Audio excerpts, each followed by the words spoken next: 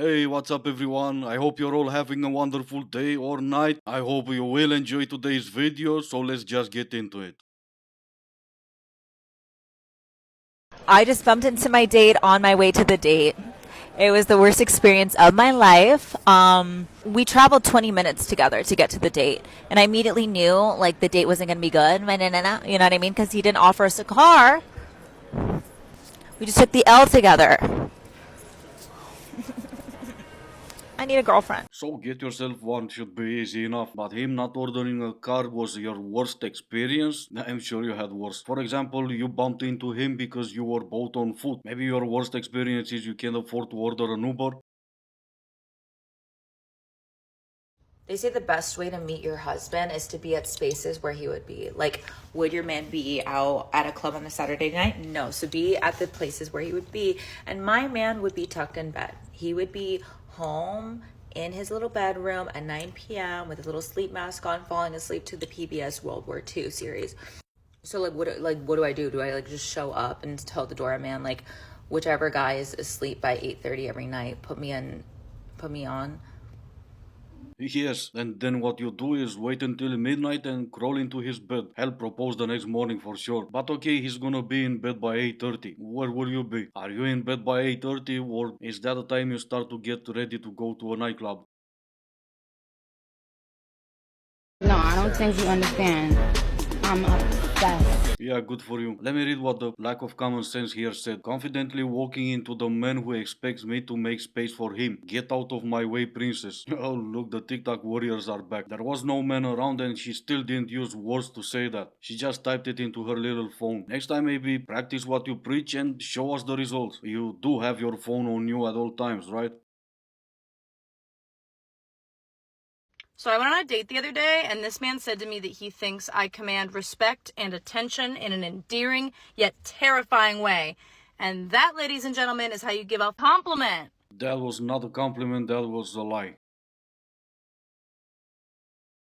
This is your official announcement. There is no single men. I couldn't agree more with this woman. So she said that there's no single men left over 30, over 6'2", are like emotionally intelligent, like looking for a relationship. I would go further. I would say that there is no men over 30 at any height who fit this bill.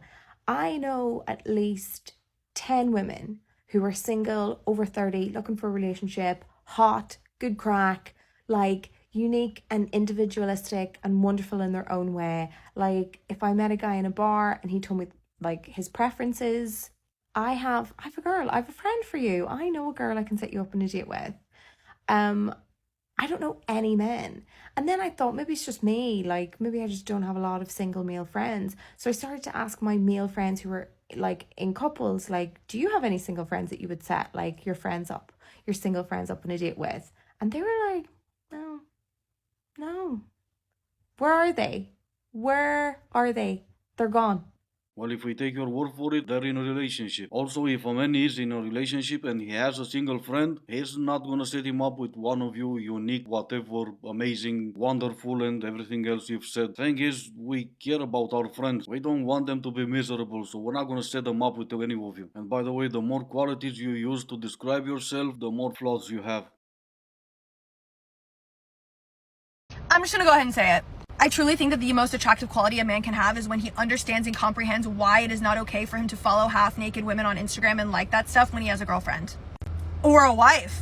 And I don't just mean, yeah, I won't do it. I mean like really understand and comprehend why it's not okay. And understand that it has absolutely nothing to do with your girlfriend's insecurities.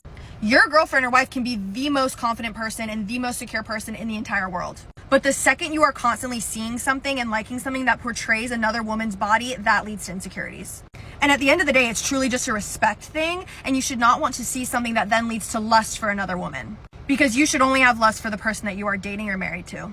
If your boyfriend is constantly liking things on social media and it makes you uncomfortable and you've brought it to his attention and he hasn't stopped and or unfollowed those people, break up with him. Because some lunatic on TikTok said so. Let me replay the best part. I'm just gonna go ahead and say it. I truly think that the most attractive quality a man can have is when he understands and comprehends why it is not okay for him to follow half-naked women on Instagram and like that stuff when he has a girlfriend. or a wife. Why do you care about the most attractive traits of married men? How about you just leave them alone? Or if you want to be the other woman, just say so. Otherwise, focus on the attractiveness of single men. I was thinking I was ready to date again, but then I remembered, the long replies, the change in energy, the lack of kisses when he usually puts 3 in now, he's just putting 2. The liking of other girls' Instagram pictures, the liking of other girls' Instagram stories that you can't even see. What else?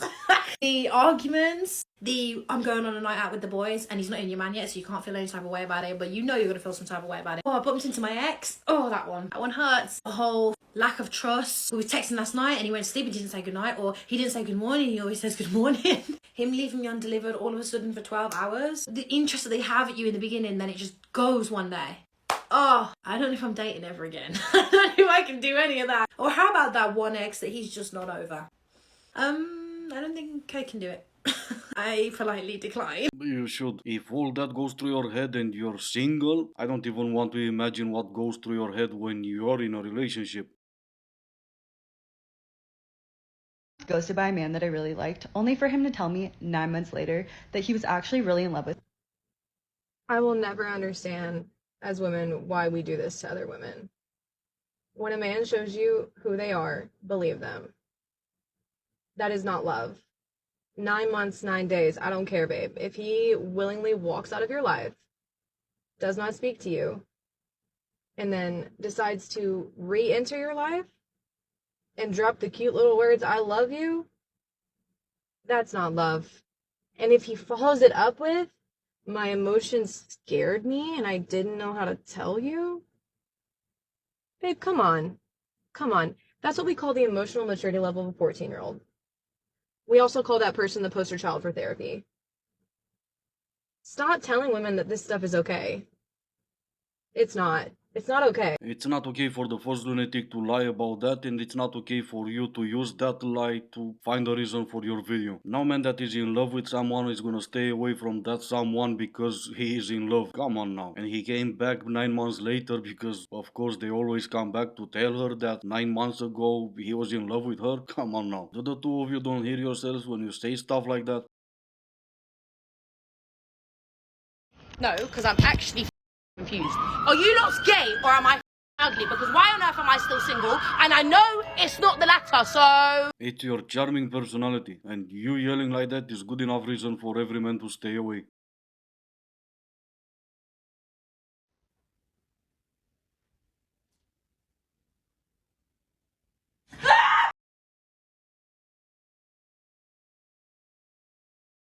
And this is gonna be the end of the video. As always, I do hope you enjoyed it. If you didn't, I still appreciate you for making it this far. Thank you all so much for watching. Stay safe and I will see you in the next one.